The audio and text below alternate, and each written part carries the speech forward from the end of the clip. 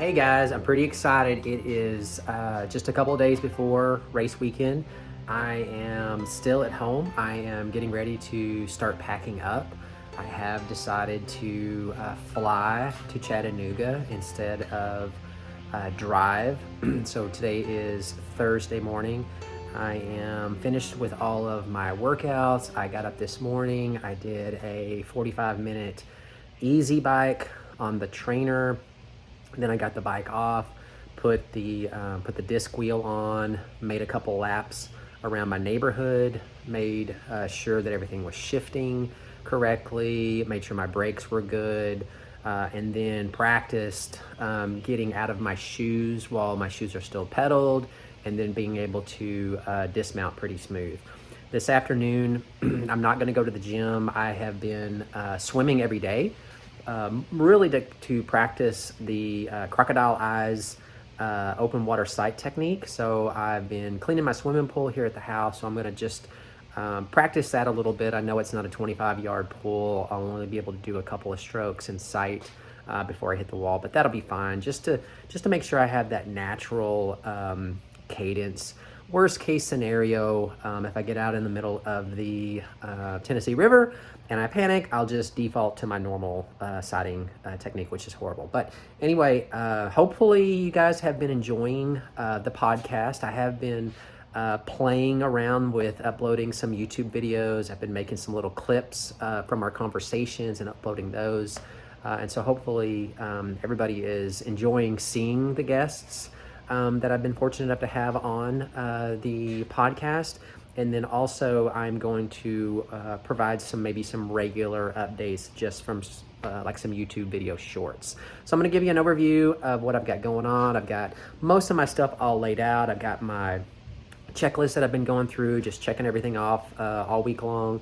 And then I've got a few things to gather up. I'm doing my laundry right now. I've got to break the bike down and put it in the case. I'm fortunate enough that Eric, my buddy from work, is going to drop me off at the airport in the morning. I have a little bit of anxiety around dropping my bike off to American Airlines. I think the 3.5 hours that the bike will be in their possession, while I'm sure they're going to take great care of it, will probably give me a little bit of anxiety. And you might have noticed, I got a new bike, new to me. Shout out to my buddy Brad Kelly, who hooked me up with a sweet deal on a 2015 Trek Speed Concept, all carbon. I bought it without wheels, so I've got my Flow 60 millimeter front race wheel on it, and then my disc wheel on the back. It's got the Garmin power pedals. I've got my front hydration system with the Garmin computer up front. So I think everything should be in good shape. I've got it all adjusted out. So I'm going to start getting it cleaned up and getting it packed or broken down for packing. I'll probably film a little bit of the actual packing of the bike, and then we'll see how that goes. So. Okay, so I'm about halfway done. Now, one of the things that I'm working on is I've never actually flown with a bike before. This will be my first race that I have not driven to. So I'm a little, I've got a lot of anxiety around this process. So I looked up on the American Airlines site. They said that if it's 50 pounds or less, I can check it as normal. If it's 50 pounds or more, then I have to pay $150 handling fee. So what I did was I weighed the bike with all of the components on it before I started taking it apart. So it was right at 24 pounds. It's right at 16 pounds right now. So I've taken a few things off of it. Obviously, my hydration, the pedals, seat post, draft box, all of that stuff. So basically what I'm going to do is I will break the rest of the bike down. I'll take the base bar, the handlebars off, the wheels off. I'll start getting it actually put in the box. And I've got some foam noodles that I cut up to go around the frame. I'll start packing it back in, and then I'll weigh it, and I'll figure out how much of this I can put in the box and how much of it I'm gonna have to pack in my suitcase. Because to be honest, I need to take some bike tools with me to be able to put it back together. And I don't think that I'm gonna be able to get some of those tools in my carry-on luggage. I don't want them to, construe them as a weapon or whatever. So I will pack it as I can so that I can be underneath that 50-pound weight. Okay, so after an hour, this is where I'm at. I have got, and I've probably overpacked this thing, but like I said, I've just got so much anxiety around it getting damaged, especially since I just got it and this is the first flight. So what I did was obviously the wheels are off of it. I broke the handlebar and aero bars down, which were super easy. I had looked up on YouTube. There's a very clear video on how to disassemble the front end of a Speed Concept. So it's like 6 or 7 screws, not a big deal. Took it apart. I've got everything wrapped in pool noodles. I've got most everything labeled, and then the parts that I didn't wrap in pool noodles, I've got wrapped in bubble wrap. I did take the rear derailleur off, and I've got it wrapped in bubble wrap and then zip tied to the rear frame. And then the chain I actually wrapped around the big ring, and I zip tied it together to try to remove as much slack from it as possible. Now I have started putting in some of my tools, so I still have these parts left.